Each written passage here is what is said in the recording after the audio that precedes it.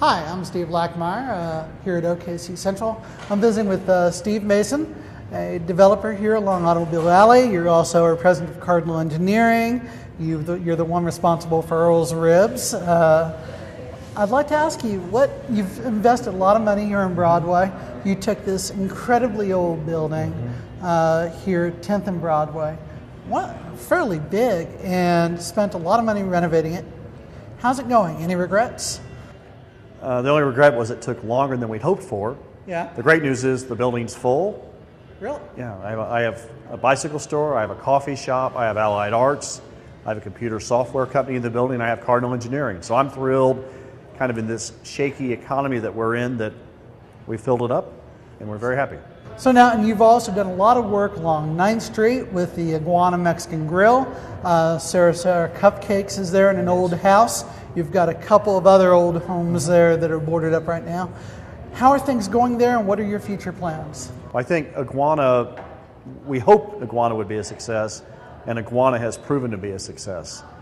Most lunches were on a wait, 3 nights a week, the restaurant's beyond full, so I think we proved to ourselves and we proved to downtown that an almost downtown restaurant, not exactly on Broadway, but with adequate parking, with great food, does fine, and we've exceeded our expectations.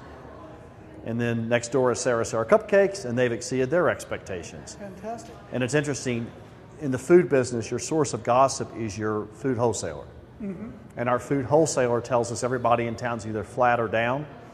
And the fact that we opened a restaurant last July and it's full speaks very well of it, the process. So what do you do at this point? I mean, do you just count your cards and figure, okay, we're good, I'm going to hold? Or do you look and see what other opportunities are out there? Well, we're like an amusement park. We need to add a ride every year. So we need to keep adding stuff.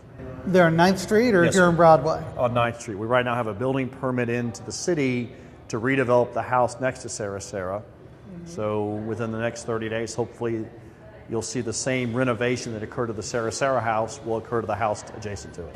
You asked urban neighbors to provide ideas for what might be nice to add along there. Did that help at all? Yeah, well, I mean, I think, Urban Neighbors talks a lot about housing. I'm not really about housing, although in what we're doing, we're putting in small apartments here and there in the process. So yeah, they were helpful to listen to. So is there any particular tenant that's going into this next house? Or actually, the bottom floor of the house I'm white boxing for retail, because one thing I've learned through this process is we need a diversity of uses. Mm-hmm. We don't want 8 restaurants next to each other. So we're going to white box it for retail. And then the second story, we're going to put a 2-bedroom apartment in. All right. Thanks for visiting with us at OKC Central. For all your latest development news on downtown, visit my blog, okccentral.com. For all your latest news, go to News OK. And for events, restaurant listings, WIMGO. Oscar G. Lee opened his 150-room Lee Hotel in 1900. It was a big deal, celebrated with a fireworks show, and it was considered the finest hotel in Oklahoma City when it opened at Main and Broadway. The Lee contained the city's first electric elevator, and famous guests included Buffalo Bill Cody and Rough Rider and future President Teddy Roosevelt. Joseph Huckins Jr. bought the hotel in 1906 and renamed it the Lee Huckins Hotel. The hotel burned to the ground on August 15, 1908. Flames could be seen as far away as El Reno, and losses totaled $125,000. The hotel reopened 17 months later. This time around, Huckins would build the new 10-story building with 8-inch concrete floors. Fireproof, he hoped. The Huckins Hotel was long a political hotspot. On June 11, 1910, voters approved moving the state capital from Guthrie to Oklahoma City. That night, the seal was famously moved to the Huckins Hotel. The Huckins family built up a chain of hotels that even included the Sir Francis Drake in San Francisco. They sold them off one by one over the ensuing years. The Huckins Hotel itself was the last one sold by the family. The new owner, R.D. Cravens, immediately began a $500,000 renovation. But the job would never get finished.